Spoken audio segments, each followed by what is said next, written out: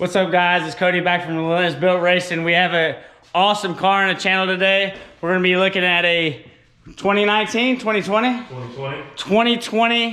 Hellcat wide body. We're going to be putting some springs on it. We're going to be doing a few other things.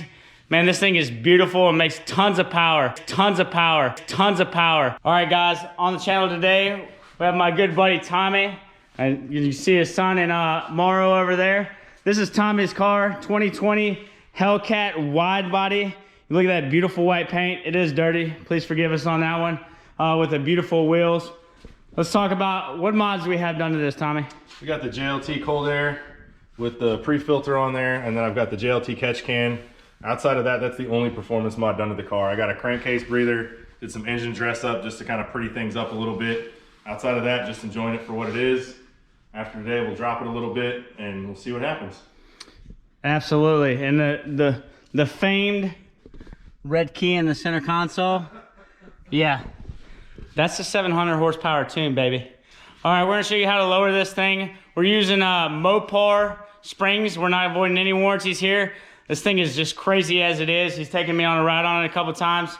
It's absolutely insane going around some corners. So we're gonna lower this bad boy and see what we got going on. So we'll show you some more of that later.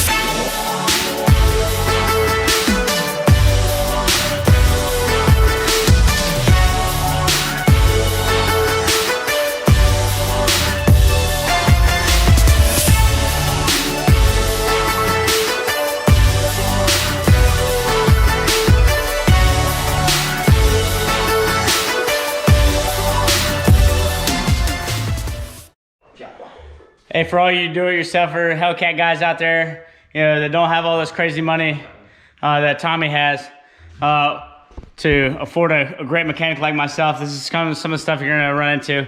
So you have the 3 bolts along with your bracket up here that needs to be taken off. And then down here, you're gonna have to unbolt the bottom bolt. This bolt right here is just a one-sided bolt. The other side's welded on. You have to take the end link off right here where my finger's pressing. And then there's a electronic portion to these valves. So you just run up here and it's inside the inner fender well. Up here, there's just a disconnect right here and then you pull it out. There's nothing too hard. So just keep pushing on that. We're gonna bust this this wishbone right here off to give us a little more access. It's hitting the bottom collar right here, allowing us not to pull it out. So we're gonna get that taken care of. And then we're gonna push on to get this thing out of here. We'll see you when we get that done. I'm gonna stress on that brake line. All right, so we got the, as you can see, we got the passenger side shock off. As I was telling you, it just has a little clip up that's up in the fender well, so it's not very hard to take off, and everything's good. So, Tommy, explain to me what you had to do that upper control arm in order to get that thing off. We had to beat the shit out of it with a 2-pound sledgehammer. Yeah, so that's a little trick for anyone that doesn't know already. Is that if you have a ball joint that's stuck and you don't have a proper tool, if you, in order to disconnect these, because you see that's flared out, you just tap the edges with a hammer, pretty forcefully sometimes, not to bend or mess it up, but it'll pop that ball joint out of there and allow you access. All right, we're gonna knock out the other side real quick. We'll be back with you here shortly, so you can see when we replace the springs. All right, we got a little helper, little rep man up in here. We got the springs put on the struts, and we're just gonna put those back up in there. It's pretty simple reinstallation process. You just shove them up in there. We have Morrow up top. He's getting in, let me help him real quick. Push this out of the way. You just thread a bolt or two up top so the strut doesn't fall back down. That gives you a little bit of playroom down there so we can move stuff around and get everything bolted back up. That last one in there real quick. Good. All right. So coming back down here as we're watching Tommy reinstall this. He's putting the upper control arm in there. I'll help him out real quick. Get that thing pushed up in there. Got the bolt. Yep. All right, so he's just gonna thread that in there lightly. So there's an Allen key that fits in this because this is just going to keep spinning over and over. So you feed the Allen key up in there while you're turning a wrench if it starts spinning, and it'll be good to go. So as you look at the massive, massive four arms of Tommy, he's just going to go ahead and tighten that bolt up.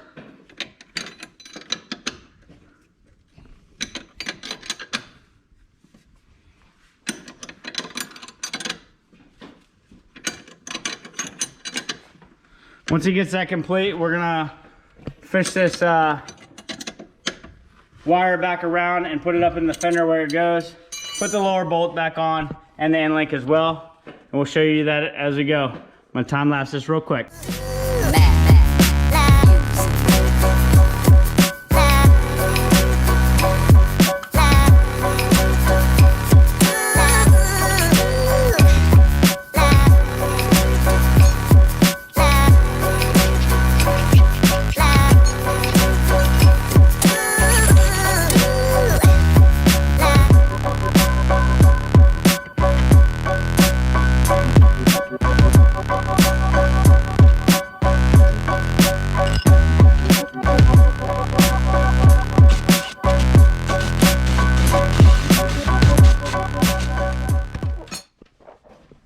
We're in there like swimwear. And as you see, we got everything bolted back up, and man, just look at those 6 piston calibers right there on this fucking 15-inch rotor. Almost Woo! 16. Almost 16. 15.7. Look at that. Beautiful. Gotta stop this big pig. As you can hear Tommy underneath there saying, oh man, yeah, it was a little bit of a pain in the ass to get this taken care of. But as you can see, the Mopar springs are in the rear. Biggest tips we can give you off of rip is to drop the exhaust, right? Up in this corner up here is an exhaust hanger. One bolt, it's a 13 millimeter. We just drop that. And then the same thing for this exhaust hanger right here. We drop that, and that allows you to gain access. We put this bolt on backwards in order so we have better access to it next time. So if we have to do anything with this again, this was threaded in the opposite direction, not allowing enough space in between to pull that bolt out. So get that taken care of. Pull the strut out from the bottom, and this lower portion drops out. This is a lot of pressure, so make sure you have a jack underneath there. We used a jack and a block of wood, and then it took us a little bit to get it back. But we got both sides bolted in now. So we're gonna put the wheels back on and see how this bad boy looks on the ground. Everybody knows we love the cold start as car enthusiasts. So let's get this bad boy purring. Tommy?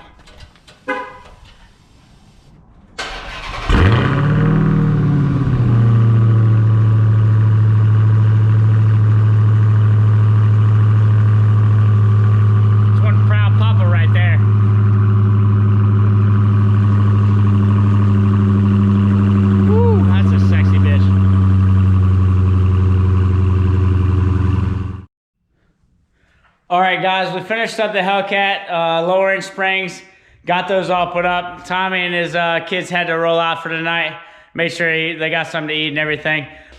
If you're liking the content, make sure you like, subscribe, hit that bell notification if you want to see what I got coming out. Just wanted to introduce you, if you've been watching around this long, one of the next things that's going to be coming to this channel other than the K Miata. It's going to be a whole bunch of things. Again, I like building stuff. I like enjoying life. So without further ado, you can see that we have a 2000 Honda Rancher 350. It is a 2-wheel drive. However, this is the one that the girl is going to be riding. And we're going to have to replace the frame due to the frame damage on this. It is completely rotted out. So we're going to be working on that in the next some next episodes and making sure that everything is good to go. We're putting it on the new frame, making the new frame look all nice and pretty, and then getting this thing ready to ride for the spring season. All right, guys. Hope you enjoyed it. Hit y'all up later.